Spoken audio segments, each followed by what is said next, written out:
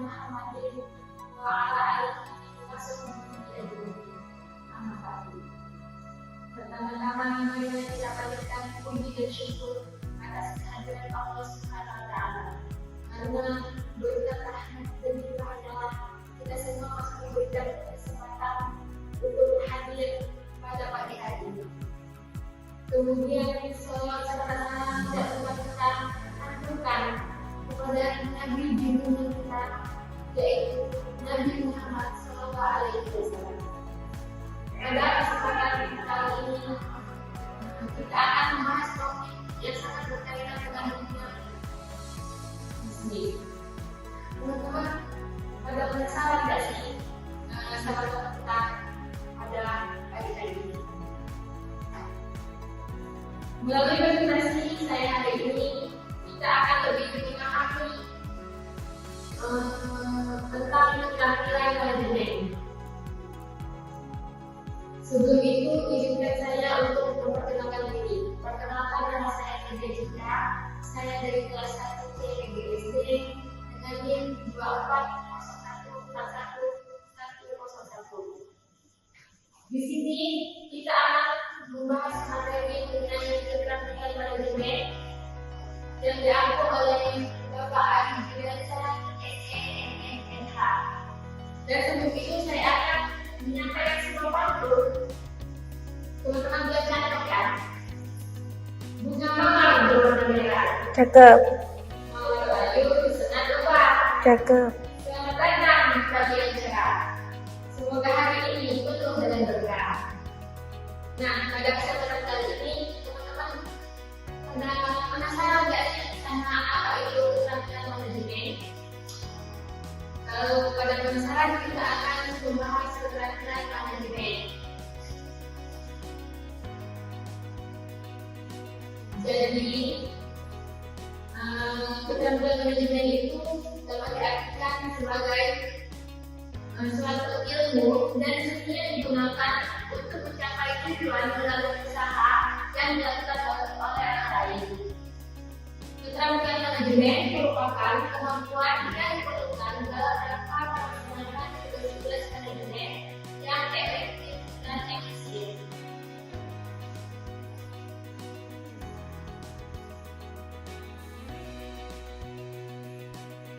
Kemudian ada keterampilan manajemen. Keterampilan manajemen dibedakan menjadi dua. Yang pertama yaitu keterampilan teknis, di mana keterampilan teknis adalah keterampilan atau kemampuan yang berkaitan dengan pengetahuan dan kemampuan dalam menjalankan tugas-tugas serta di dalam suatu bidang. Yang kedua yaitu adalah keterampilan manajerial. Keterampilan manajerial adalah keterampilan yang berkaitan dengan kemampuan dalam rangka mengorganisir, memimpin, serta mengendalikan orang lain.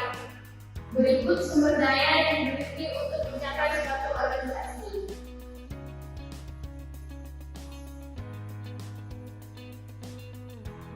Sebenarnya itu adalah keterampilan manajemen yang penting bagi seorang manajer berdasarkan jenisnya. Yang pertama itu adalah keterampilan interpersonal, yaitu suatu kemampuan yang dimiliki seorang manajer yang berguna untuk membangun dan memelihara hubungan yang baik dengan orang lain. Kemudian di situ ada keterampilan konseptual, yaitu kemampuan seorang manajer yang digunakan untuk memahami dan menganalisis sesuatu yang kompleks dan dapat menemukan solusi yang kreatif. Kemudian ada keterampilan pengambilan keputusan. Keterampilan dalam menetapkan tujuan untuk mengumpulkan informasi, evaluasi, dan membuat keputusan yang tepat tanpa merugikan organisasi. Dan dari itu ada pemecahan masalah, di mana pemecahan masalah itu merupakan kemampuan seorang manajer dan digunakan untuk mengidentifikasi masalah, menganalisis penyebabnya, dan mengembangkan solusi yang efektif untuk menyelesaikan masalah tersebut.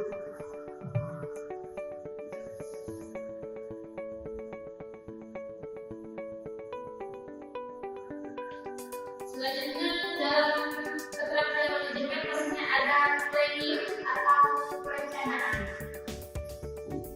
Planning atau perencanaan merupakan suatu proses yang melibatkan penerapan tujuan disertai dengan menentukan langkah-langkah yang diperlukan untuk mencapai tujuan organisasi.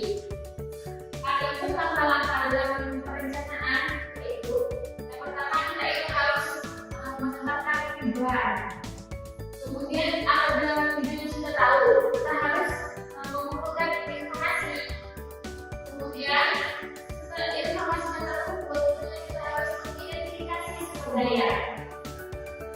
Kemudian mengembangkan strategi untuk menjalankan suatu manajemen tersebut. Kemudian membuat rencana pendidikan dan pantau dan juga dievaluasi dari hasil perencanaan tersebut.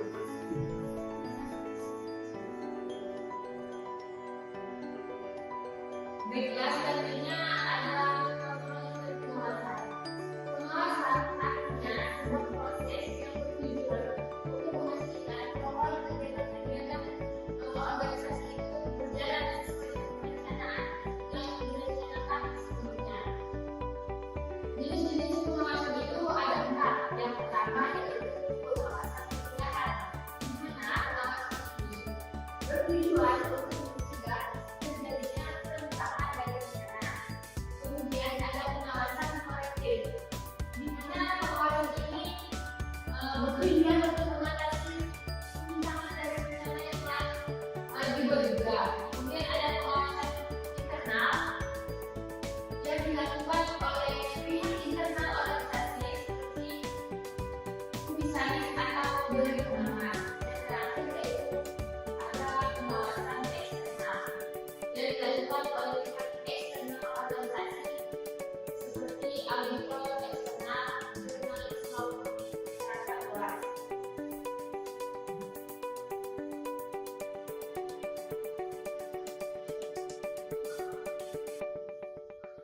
Oke, mungkin sekian presentasi dari saya. Hanya itu yang dapat saya sampaikan.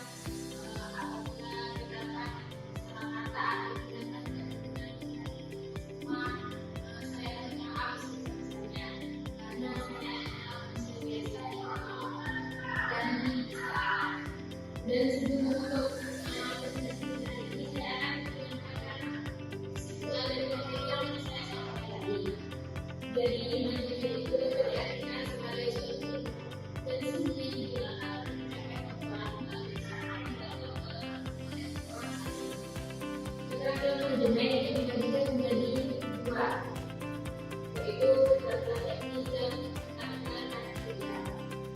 Selain itu, keterampilan manajemen juga memiliki keterampilan personal, konseptual, mengatur manajemen perusahaan dan penyelesaian masalah. Manajemen juga memiliki intervensi yaitu perencanaan, organisasian, pengarahan, pengawasan. Dan karena tadi saya gunakan depan dulu, saya juga akan mengikuti dengan depan 3. Nanti benar-benar tercatat ya. Ketemu kunci di perempatan. Cakep, Ada tuyul di belakangnya. cakep. Sampai jumpa di kesempatan pengembangan bersama kami. Baik, untuk mengakhiri juga saya ingin memberi suatu motivasi untuk semua, yaitu untuk mencapai ambisi itu tidak harus dengan teman-teman, tapi bisa secara gabung-gabung diberikan juga harus sama dengan kita untuk mencapai kesuksesan itu tidak ada yang satu cara. Jadilah